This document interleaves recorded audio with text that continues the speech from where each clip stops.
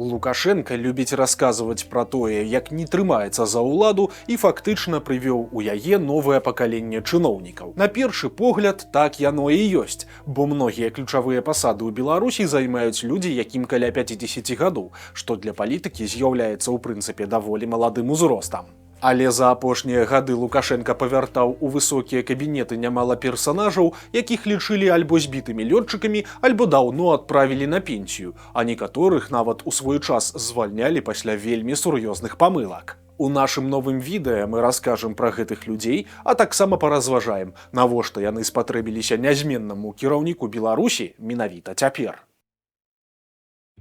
Канвеер неверагодных кар'ерных камбэкаў запусціўся 2 гады таму. У 2024 годзе Лукашенко доўга не мог вызначыцца з тым, хто будзе ўзначальваць яго адміністрацыю. Ён доўга прыглядаўся да Максіма Рыжанкова, але ў выніку паставіў на зусім іншага чыноўніка. Кіраўніком адміністрацыі тады стаў пасол у Расіі Дмітрый Круты, а яго першай намесніцай Лукашенко нечакана зрабіў Наталлю Пяткевіч. Вяртанне ва ўладу некалі самай уплывовай жанчыны Беларусі оказалася нечаканым нават для яе самой. Я обязательно прокомментирую, обещаю. На мяжы стагоддзяў Пяткевіч была адным з самых заўважных персанажаў беларускай палітыкі. У 2001 годзе маладая бландынка стала першай асабістай прэс-сакратаркай Лукашэнкі, а пасля у якасці намесніцы кіраўніка адміністрацыі прэзідэнта забяспечвала яго пераабранне на выбарах 2006 і 2010 гадоў. Здавалася, усё ішло выдатна, але ў 2014 Наталлю Пяткевіч, якая тады працавала на пасадзе памочніка Лукашэнкі, нечакана адправілі ў адстаўку. Здарылася гэта пасля таго, як расійскі тэлефонны пранкер Ваван разыграў кіраўніка Беларусі. Тады Ваван яшчэ не быў настолькі звязаны з ФСБ, як цяпер. Ён прадставіўся сынам былога прэзідэнта Украіны Віктара Януковіча і размаўляў з Лукашэнкам пра тое, як бы самому Януковічу атрымаць прытулак у Беларусі і абавязкова прывезці з сабой легендарны залаты батон. Лукашенко суразмоўцу паверыў. Ну а ў правале спецслужбаў крайней зрабілі менавіта Пяткевіч, і на доўгія 10 гадоў ёй давялося пра ўладу забыць. Большую частку гэтага перыяду чыноўніца правяла ў Злучаных Штатах Амерыкі, дзе працаваў яе трэці муж, пастаянны прадстаўнік Беларусі пры Арганізацыі Аб'яднаных Нацый Валянцін Рыбакоў. Пасля смерці Уладзіміра Макея хадзілі чуткі, што менавіта ён стане новым міністрам замежных спраў, але ў Мінск першай вярнулася яго жонка. Чаму Лукашенко згадаў пра Пяткевіч і вярнуў яе ў Мінск, публічна не тлумачылася. Первым заместителем руководителя администрации президента назначается Пяткевич Наталья Владимировна. Аплодисментов не будет. Зная вашу требовательность, ваш принципиальный подход, ваши знания, вы знаете все. Демократию хлебнули в Соединенных Штатах Америки, пора возвращаться домой и начинать работать. Але тады на носе былі чарговыя прэзідэнцкія выбары, і выглядае, што менавіта Пяткевіч стала за іх адказнай. Справа ў тым, што папярэднюю кампанію 2020 года Лукашенко даверыў Наталлі Качанавай, і яе памылкі абярнуліся грандыёзным палітычным ды сацыяльным крызісам. У 2025 усё прайшло гладка. Кіраўніка Беларусі пераабралі з рэкорднымі афіцыйнымі лічбамі і без ніводнага намёку на пратэсты. У якасці падзякі Пяткевіч атрымала новую пасаду. Лукашенко зрабіў верную чыноўніцу віцэ-прэм'еркай па сацыяльных пытаннях і адразу даў ёй нетрывіальную задачу. Я ее рассматривал раньше на должность вице-премьера, но здесь социальный блок у нас, наверное, самый сложный.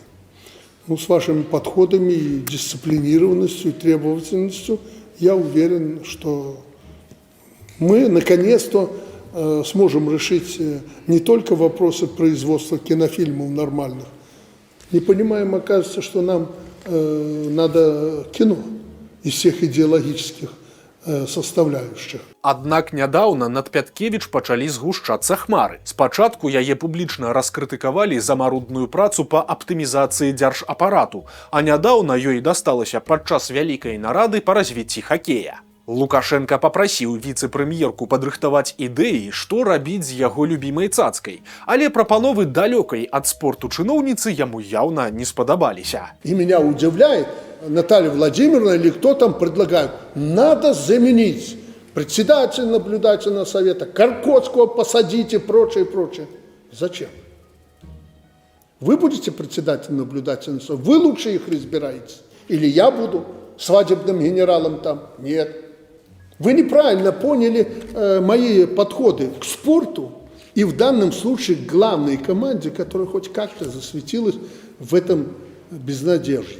Пяткевіч не ўлічыла важнасць хакейнага дынама асабіста для Лукашэнкі, і жаданне зладзіць там ператрах абярнулася для яе абструкцыяй. Таксама высветлілася, што Пяткевіч мусіла арганізаваць працу так званай тройкі разам з міністрам спорту і Віктарам Лукашэнкам, але нешта пайшло не так. Но где наша тройка, Наталья Владимировна? У нас есть тройка. Вы, руководитель НОК и министр, втроем.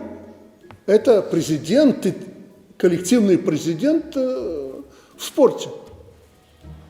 Кто мешал собираться и принимать решения, начиная от финансирования и заканчивая спортом вообще, игрой. Падобнага публічнага прыніжэння на адрас Пяткевіч Лукашенко раней сабе не дазваляў і даволі высока ацэньваў яе дзейнасць. Тым не менш, памылка чыноўніцы пакуль ніяк не адбілася на яе кар'еры. Для іншага чыноўніка праца ў спорце, наадварот, стала магчымасцю вярнуцца ў высокія кабінеты. З 2014 па 2021 год Мікалай Шарснёў кіраваў Віцебскай вобласцю. На пасадзе губернатара гэты чалавек запомніўся хіба толькі тым, што зрабіў свой рэгіён хранічна адсталым, а таксама арыгінальным метадам лячэння коронавіруса. Я у Николая спрашиваю, ну вот ты, как ты боролся? Он говорит, брал косу, шел косить, каждое утро занимался этой физическими нагрузками и очень быстро восстановился. Это то, о чем я сказал в самом начале. Когда я пошутил, трактор всех вылечит. Адстаўка кіраўніка Віцебшчыны супала з арыштам яго сына Уладзіміра. СМІ тады пісалі, што менеджера па закупках дзяржаўнага гандлёвага дома затрымалі праз завялікі заробак, які вымяраўся дзясяткамі тысяч рублёў. Чым скончылася гісторыя маладзёна, невядома, але яго бацька 1,5 года не мог адшукаць сабе саліднай працы. Экс-губернатар працаваў начальнікам у адным з управленняў Акадэміі навук, але ў сакавіку 2023-га нечакана ачоліў Беларускую федэрацыю футбола. Гэта фармальна аўтаномная дзяржавы структура, але яе кіраўнікамі заўсёды станавіліся спушчаныя зверху кандыдатуры. І падымаць айчынны футбол з кален было даверана прафесійнаму аграрыю. Нечакана для ўсіх Мікалай Шарснёў уступіў у адкрыты канфлікт з міністрам спорту Сергеем Кавальчуком. Па звычцы той працягваў лезці ў справы федэрацыі, але атрымаў адпор у выглядзе старшыні АБФФ і пачаў дробна помсціць. Шарснёў не маўчаў і адкрыта крытыкаваў дзеянні Мінспорту. У выніку канфлікт давялося вырашаць у Палацы Незалежнасці. Вам надо эту волокиту с Шерстнёвым прекратить. Прекратить. Если Шерстнёв не способен работать в этой должности, ну, значит, будем искать другого человека. Но разрешение вашего спора один путь – результат. Пераможцам у чыноўніцкім жабагадзюкінгу выйшаў Сергей Кавальчук. Менавіта яго стаўленік стаў новым старшынёй Федэрацыі футболу летам мінулага года, але і дасведчанага номенклатуршчыка Шарснёва не пакрыўдзілі. Экс-губернатар Віцебшчыны стаў намеснікам кіраўніка ўпраўлення справамі Лукашэнкі. Прызначэннем у сваю бізнес-імперыю кіраўнік Беларусі паказаў Мікалаю Шарснёву, што ўсё яшчэ на яго разлічвае.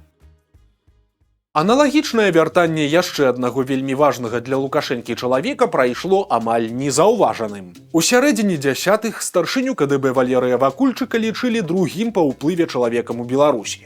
Генерал, які ў свой час паспеў пакіраваць адразу 3 лукашэнкаўскімі спецслужбамі, асабіста курыраваў самыя гучныя крымінальныя справы і за сваю службу абзавёўся надзелам у Новых Драздах. Але ў 2020-м Вакульчык зрабіў 2 балючыя для свайго начальніка памылкі. Спачатку, пасля затрымання вагнераўцаў у санаторыі пад Мінскам, ён пераканаў Лукашэнку, што тыя прыехалі для арганізацыі беспарадкаў падчас выбараў. Пазней жа высветлілася, што гэта была частка спецаперацыі украінскіх спецслужбаў. Арыштаваных жа байцоў вярнулі Расіі пасля званка Пуціна, прычым перад імі нават давялося выбачыцца, і гэта па даручэнні Лукашэнкі зрабіў асабіста яго старэйшы сын. Затым, падчас актыўнай фазы пратэстаў, калі Лукашэнка і яго малодшы старшы сын бегалі з аўтаматамі, Вакульчык праявіў нерашучасць і, як сцвярджаў Павел Латушка, нават прапаноўваў яму перамовы. У выніку генерала знялі з пасады і адправілі памочнікам у Брэст. Ну а Вакульчык як мог спрабаваў паказаць, што ўспрыняў крыўднае паніжэнне як дадзенасць. Естественно, как военный человек, психологически я и моя семья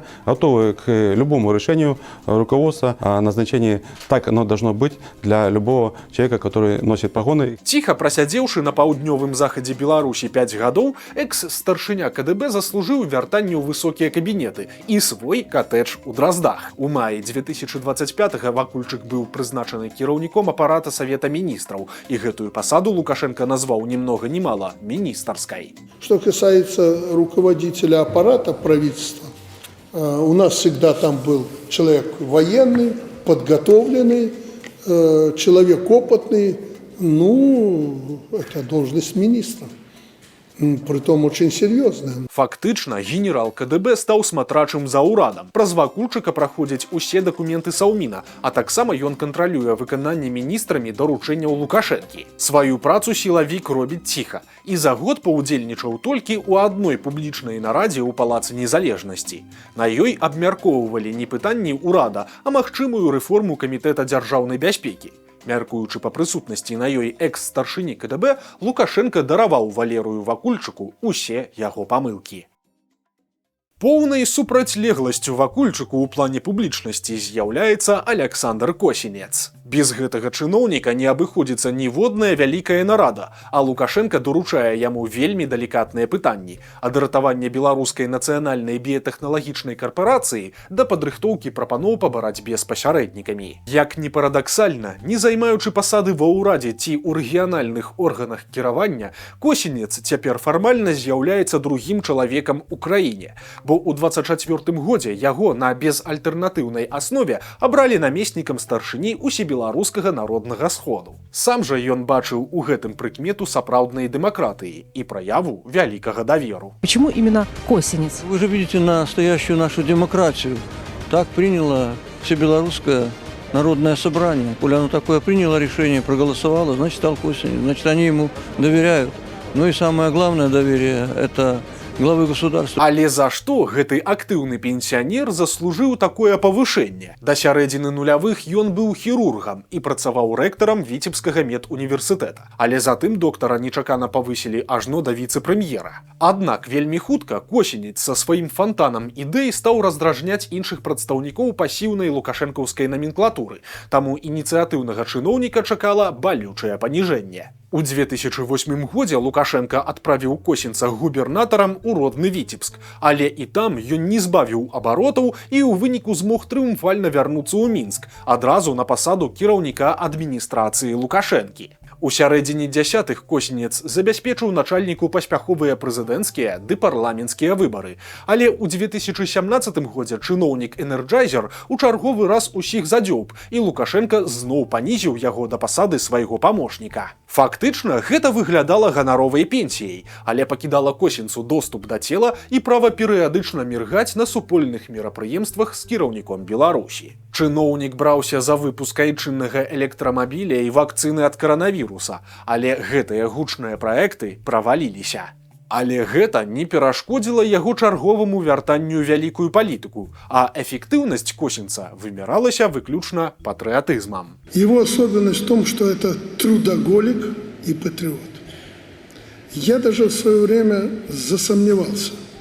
Думаю, не стоит ли кто-нибудь оттуда, или с востока, или с запада, за спиной этого человека. Он настолько был решительным в исполнении тех поручений, которые ему давал. Часто и проверял его этими поручениями. Прошло много лет, Косинец каким был, таким и стался надежным и патриотичным человеком. З новай пасадай жыццё чыноўніка змянілася мала, праўда, ёсць адзін важны нюанс. Ніхто не разумее паўнамоцтваў і адказнасці намесніка старшыні ўсебеларускага народнага сходу, бо яны проста нідзе не прапісаныя. Беларускі аналаг з'езду КПСС пакуль толькі імітуе сваю дзейнасць, і яго кіраўніцтва займаецца тым жа самым. Апошні неверагодны кар'ерны камбэк здарыўся зусім нядаўна. У пачатку ліпеня Лукашенко заклапаціўся станам роднай Магілёўскай вобласці. Сітуацыю ў рэгіёне ён назваў бардачком і адразу ж пачаў яе выпраўляць. У выніку Лукашенко прызначыў новага памочніка па Магілёўшчыне. Ім нечакана аказалася 65-гадовая Надзея Каткавец, якую літаральна выцягнулі з пенсіі. Я помню нашу работу, и тогда претензий никаких не было на микроуровне. Но учитывая, что вы еще за это время, что меня удивило, и кандидатскую диссертацию защитили, прошлись по основным этапам нашего развития аграрного комплекса, меня это удовлетворяет и устраивает. Отдохнули немножко и вперед. Каткавец і Лукашенко знаёмыя больш за палову жыцця. У 80-х яны вучыліся разам на завочным аддзяленні горадскай сельгасакадэміі, а пасля дырэктар саўгаса Гарадзец зрабіў аднакурсніцу эканамісткай у сваёй гаспадарцы і перавёз яе з роднай Брэшчыны. Праз такія жыццёвыя акалічнасці па Шклоўшчыне папаўзлі чуткі, што паміж старшынёй і падначаленай ёсць нешта большае, чым проста працоўныя стасункі. І нават нібыта Надзея Каткавец нарадзіла аднаго са сваіх 4 сыноў менавіта ад Лукашэнкі. Але ў нашым вялікім сюжэце пра чыноўніцу мы разбіралі гэты міф і не знайшлі яму ніякіх доказаў. Калі Лукашенко стаў прэзідэнтам, то зноў згадаў пра Каткавец.